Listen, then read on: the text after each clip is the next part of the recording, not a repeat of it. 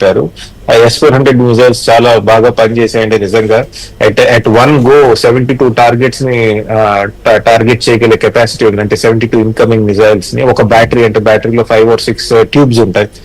They can at one go target 72 incoming అని చదివాము. కానీ చూడాలి.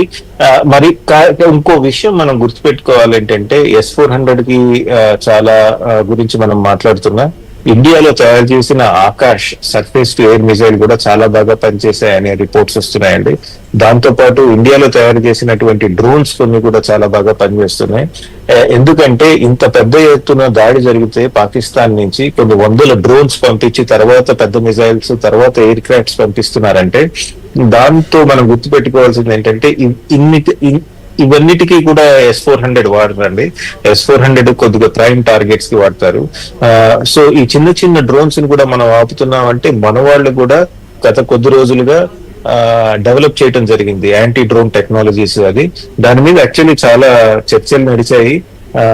పంజాబ్ లో పాకిస్తాన్ వాళ్ళు డ్రోన్స్ వాడి డ్రగ్స్, గన్స్ పడేశారని మనం వార్తలు చదివేవాళ్ళం ఇంతకు ముందు.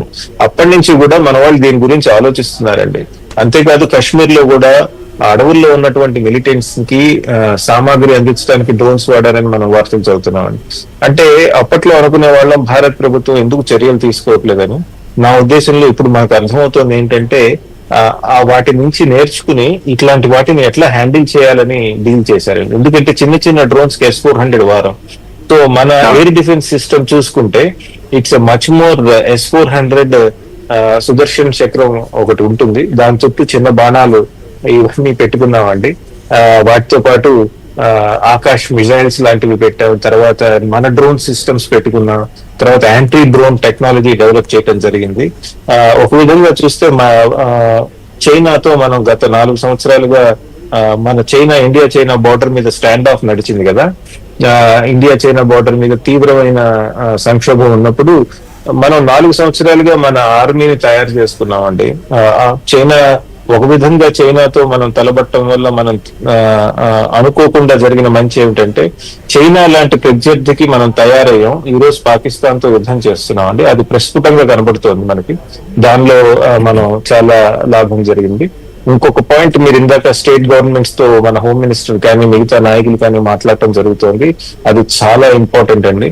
ఎందుకంటే పాకిస్తాన్ వాళ్ళు పంజాబ్ లో ఎలాగో అలాగా అలజడి రేపాలని ట్రై చేస్తున్నారు. పాకిస్తాన్ సోషల్ మీడియా హ్యాండిల్స్ చూస్తే మేమేమీ చెయ్యము, అమృత్సర్ లో ఉన్నటువంటి రిలీజియస్ ప్లేసెస్ కానీ మిగతా రిలీజియస్ ప్లేసెస్ కానీ ఇండియానే ఏదో చేసి పాకిస్తాన్ చేసిందని మా మీద రుద్దటానికి ప్రయత్నిస్తున్నారని వాళ్ళు ఆల్రెడీ స్టార్ట్ చేశారండి. అంటే వాళ్ళకి ఏదో దుర్మార్గపు ఆలోచనలు ఉన్నాయని. కాబట్టి మనం ఎంతో జాగ్రత్తగా ఉండాలి, స్టేట్ గవర్నమెంట్స్ ఎంతో జాగ్రత్తగా ఉండాలి. ఐ థింక్ సాయంత్రం ఇవాళ పొద్దున్న పంజాబ్ గవర్నమెంట్ పోలీసులందరినీ లీవ్ ఇచ్చిన వాళ్ళందరినీ కూడా వెనక్కి పిలిచేస్తున్నారు, వెనక్కి పిలవడం జరిగింది. సో పంజాబ్ పోలీస్ కొద్దిగా కాంపిటెంట్ గా ఉంటారు, ఎందుకంటే వాళ్ళు కొన్ని దశాబ్దాలు ఈ యాంటీ టెర్రరిజం డీల్ చేశారు కదా.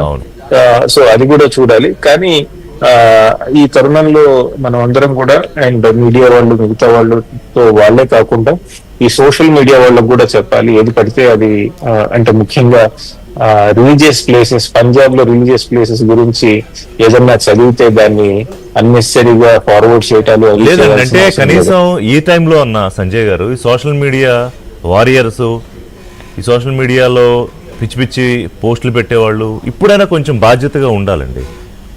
ఇది రిక్వెస్ట్.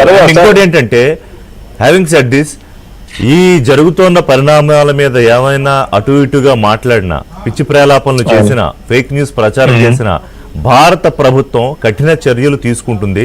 ఆ దిశగా రాష్ట్ర ప్రభుత్వాలకు కూడా ఇన్స్ట్రక్షన్స్ పాస్ అయ్యాయి సంజయ్ గారు. ఒకవేళ దీన్ని ఎవరైనా సీరియస్ గా తీసుకుంటే వాళ్ళు జైలుకి వెళ్లాల్సి వస్తుంది. అవును అవును. తర్వాత పాకిస్తాన్ ఇవాళ రాత్రి it is going to be multi dimensional అండి. ఫస్ట్ ఎయిర్ స్ట్రైక్స్ ట్రై చేశారు. నేను అనుకోవటం టెర్రరిస్టులను కార్గిల్ లో పంపించడానికి ప్రయత్నాలు జరుగుతాయి. కొంతమందిని పంపించి వాళ్ళెవరో మాకు తెలియదు, అది కూడా